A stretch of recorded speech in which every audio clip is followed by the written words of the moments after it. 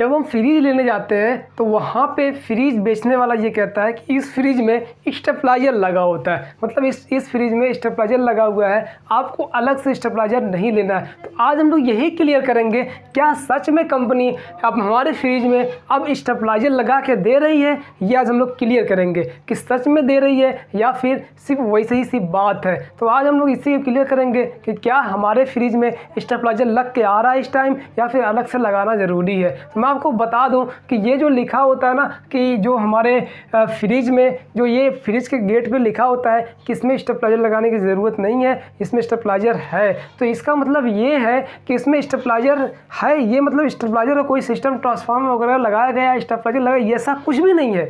मतलब स्टेबलाइजर इसमें लगाया गया है ऐसा कुछ भी नहीं है। बस इससे मतलब ये होता है जिस भी फ्रिज पे अगर ये लिखा हुआ है कि इसमें स्टेबलाइजर की ज़रूरत नहीं है, तो इसका मतलब ये है कि ये फ्रिज 135 वोल्ट से मतलब 135 वोल्ट भी अगर आता है सप्लाई या 150-130 वोल्ट भी सप्लाई आता है तो ये कंप्रेसर इसका काम करेगा। इससे बस यही मतलब है कि अगर देखिए जो जिस पे नहीं लिखा रहता है स्टेबलाइजर, मतलब जिस पे नहीं लिखा रहता है कि इसमें स्टेबलाइजर लगा है, तो वो क्या है 180 वोल्ट से कम सप्लाई आएगी तो वो काम नहीं करेगा। और जिस पे लिखा रहेगा कि इसमें स्टेबलाइजर है तो वहाँ पर ये भी लिखा रहेगा ये वर्क करेगा 135 वोल्ट पे, मतलब इसका कंप्रेसर जो रहेगा वो 135 वोल्ट पे काम करेगा। 135 मैं आपको लाइव दिखा देता हूँ। चलिए मेरे पास यहाँ पे एक फ्रिज है, इस पर मैं आपको दिखा देता हूँ कि ये देखिए यहाँ पे लिखा हुआ है कि 135 वोल्ट से ये काम कर लेगा, मतलब 135 वोल्टेज पे ये स्टार्ट हो जाए कंप्रेसर। तो यहाँ पे चलिए मैं आपको दिखा देता हूँ एक बार।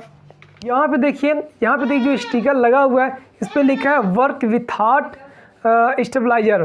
तो इसका मतलब ये है कि यहाँ पे देखिए वोल्टेज भी लिख दिया है कि 135 वोल्ट, मतलब 135 वोल्ट पे ये काम करना शुरू कर देगा। और कितने तक 290 वोल्ट भी अगर इसमें आता है तो भी इस पर कोई इफेक्ट वैसा नहीं पड़ेगा, ये यहाँ पे लिखा हुआ है। मैं आपको बता दूं कि जिस भी फ्रिज में अगर ये लिखा हुआ है कि वर्क विथआउट स्टेबलाइजर, मतलब बिना स्टेबलाइजर के ये काम करेगा, तो इसका मतलब सिर्फ इतना है कि ये 135 वोल्ट से, मतलब अगर 135 वोल्ट भी सप्लाई आएगी ना तो ये जो हमारा कंप्रेसर है ये कंप्रेसर अपना काम करता रहेगा, मतलब कूलिंग होती रहेगी। लेकिन इसके अंदर कोई भी ऐसा स्टेबलाइजर का सामान वैसा नहीं लगाया गया है, अंदर कॉइल वगैरह या फिर कोई बाइंडिंग ऐसी या फिर स्टेबलाइजर का कोई ऐसा कॉपर का तार वगैरह ऐसा नहीं लगाया गया है कि वो स्टेबलाइजर का कोई एक्स्ट्रा सामान उसमें लगा दिया गया है। नहीं, ऐसा नहीं है। बस इतना है कि इसके जो कंप्रेसर है, इसका जो कंप्रेसर है ये डिज़ाइन किया गया है 135 वोल्ट भी ये स्टार्ट हो जाएगा, मतलब ये 135 वोल्ट पे भी ये चलेगा।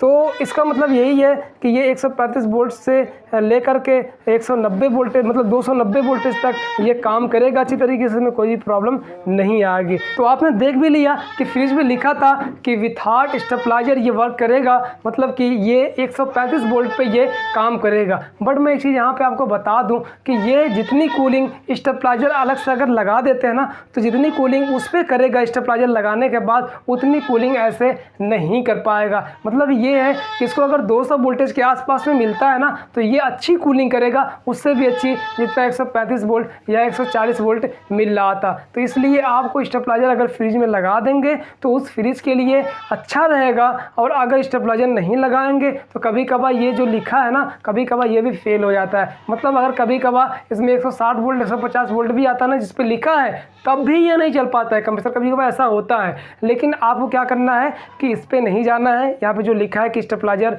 के बिना चला सकते हैं तो इस पर आपको नहीं जाना है। स्टेबलाइजर अगर लगा देंगे तो ये सेफ्टी रहेगा। मतलब ये है कि लाइट अगर कभी तेज आ गई तो फिर स्टेबलाइजर पे ही इफेक्ट आएगा, आपके फ्रिज पे इफेक्ट नहीं आएगा। तो आपको स्टेबलाइजर लगा देना है और जो परफॉर्मेंस ये स्टेबलाइजर पे देगा, जितनी अच्छी कूलिंग, उतना बिना स्टेबलाइजर पे ये नहीं देगा। तो आपको सही तरीके से समझ में आ गया होगा कि जो फ्रिज पे लिखा होता है कि स्टेबलाइजर भी इसमें लगा है तो ये क्या होता है, मतलब इसका क्या सिस्टम होता है, इसके पीछे क्या लॉजिक होती है। तो ये आपको सही से समझ में आ गया होगा। तो आप बस दोस्तों आज के लिए इतना ही।